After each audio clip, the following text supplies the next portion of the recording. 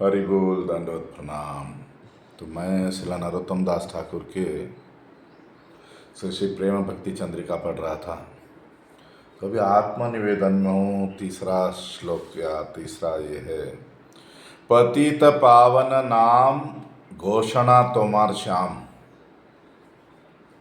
उपेखिले नाही मोर गति, यदि होई अपराधी तथापि हो तुमी गति, सत्य सत्य जेनो सतीपति। ओ श्याम सुंदर, सारा दुनिया आपको पतित पावन कहता है। आप अगर मेरा त्याग कर देंगे मैं तो क्या कहीं का नहीं रहूँगा। मैं अगर अपराधी भी हूँ फिर भी सिर्फ आपकी शरण में हूँ। तो जैसे एक सती स्त्री के लिए उसका पति उसका सहारा होता है, ऐसे मैंने आपका सहारा ले लिया। तो देखो, यहाँ नरोत्तम दास ठाकुर हमें सिखा रहे, बता रहे कि जब दैन्यता बढ़ेगा तो हम अपने आप को बहुत ही नीचे सोचेंगे, अपने आप को श्रेष्ठ नहीं सोचेंगे। और भगवान की पूर्ण शरणागति का विचार रखेंगे। तो यहाँ नरोत्तम दास ठाकुर बता रहे हैं, पतित पावन नाम घोषणा तोमार श्याम, उपेखिले नाही मोर गति। ओ श्याम, आप सब जगह पतित पावन नाम से जाने जाते हो। मैं बहुत ही गिरा हुआ जीव हूँ। आप अगर मुझे त्याग देंगे तो मेरा कोई सहारा नहीं।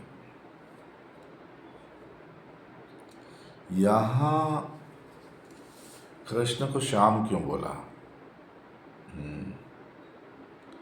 तो एक अर्थ श्याम का ऐसा बताया गया, सायते गच्छति मनो अस्मिन इति श्यामः। जहाँ हमारा मन जाता है ना, उसका नाम श्याम है बोलकर। सबका मन तो कृष्ण की ओर नहीं जा रहा है, मगर साधारणतः हमारा मन पैसा, मित्र, प्रतिष्ठा, पावर, हम समाज में अच्छे हैं ऐसे, मगर जाना चाहिए कहाँ? श्याम की ओर। अगर नहीं जा रहा है तो क्या साधना कर रहे हैं हम लोग? तो यहाँ हमारे मन में एक प्रश्न आना चाहिए कि हमारा मन सदैव सुख की ओर भागता है, भोग की तरफ भागता है, इंद्रिय तृप्त की तरफ भागता है। जीवों को बस सुख चाहिए और उसी सुख को रसो वै सह आनंदम ब्रह्म रसानाम रसात्मः श्याम। हमारा मन श्याम की ओर जाना चाहिए। बहुत लोग हम लोग श्याम को पकड़ नहीं पा रहे। हम श्याम को भूल जाते हैं इस जगत की सुंदरता में, इस जगत के स्वादों में, जो कि वो भी वहीं से आ रहा है, मगर वो प्रतिबिंब है, सच्चा नहीं है। यहाँ का जो सुख है वो उस जगत के आनंद का प्रतिबिंब की एक बूंद है। तो हम उसी में आकर्षित हो जाते हैं। और जिसको गुरु की कृपा मिलती है, वैष्णव की कृपा मिलता है, वो इस जगत के सुखों में नहीं फंसता। उसको आध्यात्मिक सुंदरता, मधुरता, आध्यात्मिक भगवान का स्वरूप, आध्यात्मिक रस, उनमें आकर्षण होता है। वो उसका साधना वैसा होता है, वो श्याम की मधुरता का अनुभव करना चाहता है। तो जब तक यहाँ की इच्छाएं, यहाँ की आसक्तियाँ शरीर को ही अपना समझ के बैठे हैं, तब तक पतित पावन भगवान को समझना पाना मुश्किल है। यहाँ नरोत्तम दास ठाकुर कह रहे हैं, आपका नाम पतित पावन सारे दुनिया में बताया गया है, मैं पतित जीव हूँ, तो मेरा उद्धार करिए। मेरे से पतित इस जगत में कोई नहीं। और अगर श्याम बोल दे, कृष्ण बोल दे कि ठीक है कि मैं तेरा उद्धार नहीं करूँगा, जाओ, मेरा नाम पतित पावन है, तो क्या हुआ, तो क्या होगा। तो यहाँ नरोत्तम दास ठाकुर जैसे भाव दिखा रहे हैं कि मुझे त्याग मत करना, मेरे पास और कोई रास्ता नहीं। तो यहाँ इस जगत में भगवान के बहुत सारे नाम हैं, श्याम, कृष्ण, गोविंद, मगर यहाँ नरोत्तम दास ठाकुर बोलते हैं कि तुम तो पतित पावन हो, मैं पतित हूँ, मैंने आपके नाम का सहारा लिया है, आप मेरा उद्धार करिए। आप मेरा त्याग नहीं कर सकते क्योंकि मेरा और कोई सहारा नहीं है। तो भगवान श्री कृष्ण जो उनकी शरण में आता है, उनकी सहायता करते, रक्षा करते हैं, उनका नाम और भी उनके गुण दिखाते हैं। हमने देखा, सुना, अजामिल ने अपने पुत्र को बुलाया नारायण बोलकर, और वहाँ विष्णुदूत प्रकट हो गए थे। तो उन विष्णुदूतों ने अजामिल को यमदूतों से बचाया और आगे चलकर बाद में वैकुंठ भी ले गए।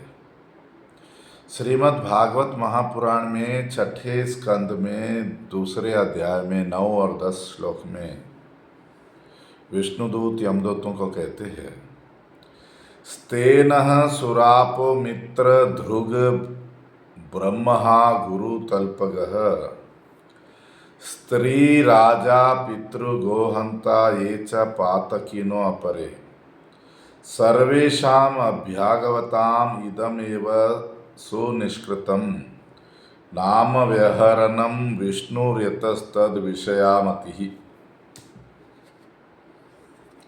भगवान विष्णु का नाम लेने से हर तरह का प्रायश्चित होता है, हर तरह के लोगों के लिए।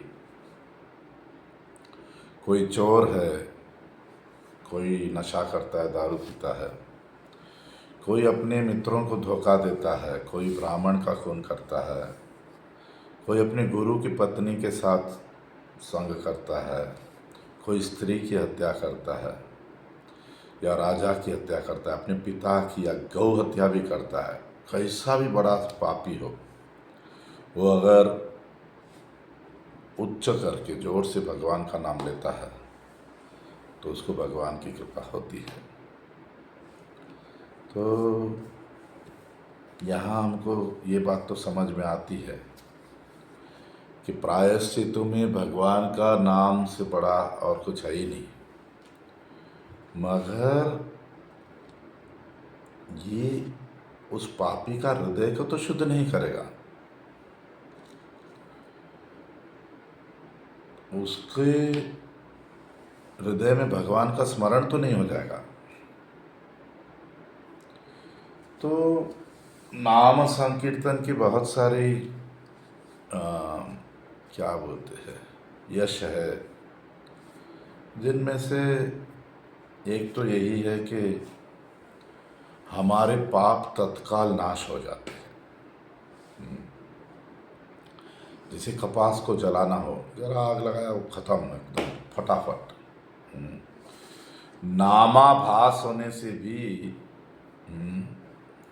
हृदय में जो पाप की इच्छाएं वे सब चले जाती हैं। तो जो नामाभास कर रहा है वो तो भगवान को नहीं चाहता है, वो तो बस ऐसे ही किसी भी कारण से भगवान का नाम लो सकता है। मगर जो भगवान का स्मरण करके भगवान का नाम लेता है, वहाँ भगवान भी उसका स्मरण करते हैं। एक भक्त भगवान का स्मरण करके भगवान का नाम लेता है तो भगवान भी उसका स्मरण करते हैं, ये मेरा सेवक है, इसकी तो रक्षा करनी चाहिए मुझे। तो भगवान का नाम किस तरह लेते हैं ये भी मायना रखता है। भगवान खुद कहते हैं कि मेरा नाम जरूर कोई अपराधी को भी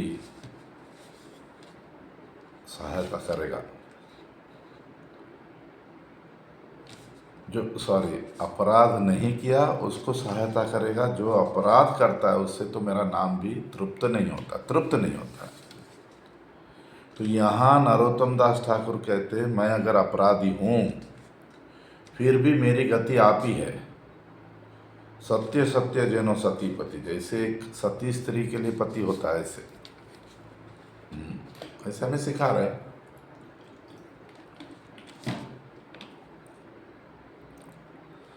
कि जैसे मैं अगर अपराधी हूँ तो एक पति अपनी सती पत्नी कोई अपराध कर दे तो उसको माफ़ कर देता है। अगर वह माफ़ नहीं करेगा तो स्त्री कहाँ जाएगी।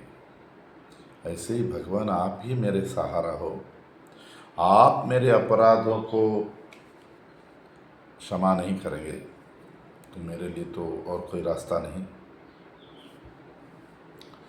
तो कभी एक सती स्त्री है, उससे अपराध हो जाता है, गलती हो जाती है तो उसका पति जरूर उसे माफ़ करता है। मगर वो स्त्री सती बोला, वो पर पुरुष का संग करके आएगी थोड़ी ना वो उसको माफ़ करेगा, तो उसको त्याग कर देगा। ऐसे ही जो शुद्ध भक्त है, भगवान की ही पूरी शरण में है और उनको भगवान की भक्ति सेवा छोड़ के और कोई इच्छा नहीं, कभी पूर्व स्वभाव के कारण या अभी कोई गलत के संग के कारण उनसे अगर अपराध हो जाता है तो भगवान उनको क्षमा कर देंगे, क्योंकि वे एकांतिक भक्त है, पूर्ण रूप से भगवान के शरणागत है। मगर अगर वो भक्ति के नाम पर लोगों को धोखा देते हैं, लाभ पूजा प्रतिष्ठा में फंस गए हैं, उनको तो भगवान भी कुछ नहीं कर सकते। भगवान की सेवा करते समय, भगवान का स्मरण करते समय अगर कोई अपराध हो जाता है तो भगवान उसे माफ़ कर देंगे। मगर ऐसा नहीं कि अपराध बार बार करेंगे। कभी हो गया और अगर हम हृदय से भगवान से माफ़ी मांगेंगे तो भगवान जरूर सहायता करेंगे उस अपराध से बाहर निकलने में। तो वो अगर अपने पाप अपराध का प्रायश्चित करता है तो भगवान तृप्त होते हैं कि ये समझ रहा है कि इससे गलती हुई है, तो उसे ज़रूर माफ़ करते हैं। इसीलिए भगवान भगवद गीता में कहते हैं क्षिप्रम भवती धर्मात्मा शाश्वत शांति निगच्छति कौन्तेया प्रतिजानिहि नामे भक्त प्रणश्यति। कि अनजान में गलती किया या गलती किया, उसको स्वीकार कर लेगा, नहीं ये मेरे से गलती हो रही है या ये मैंने गलती की, और अगर प्रायश्चित करता है भगवान में, तो वो बहुत जल्दी उस पाप से मुक्त हो जाएगा। ओ कुंती पुत्र, तुम ये बात जोर से सबको बता सकते हो कि मेरे भक्त का कभी नाश नहीं होता, मगर वही बोला, अपनी गलती को स्वीकार करना जब भी गलती होती, जब भी नहीं, जैसे ही गलती हुई, बार बार तो नहीं होती, गलत संग से दूर रहना, पुरानी आदतें कभी कभी फिर से प्रश्न कर देती है। हम देखते हैं बिल्व ठाकुर के चरित्र में कि वे संन्यास लेने के बाद भी एक स्त्री में आकर्षित हुए, और बाद में तो हम जानते हैं बिल्व ठाकुर ने अपनी दोनों आंखें निकाल दी और भगवान की विशेष कृपा के पात्र बने। तो अपनी गलती को स्वीकारना,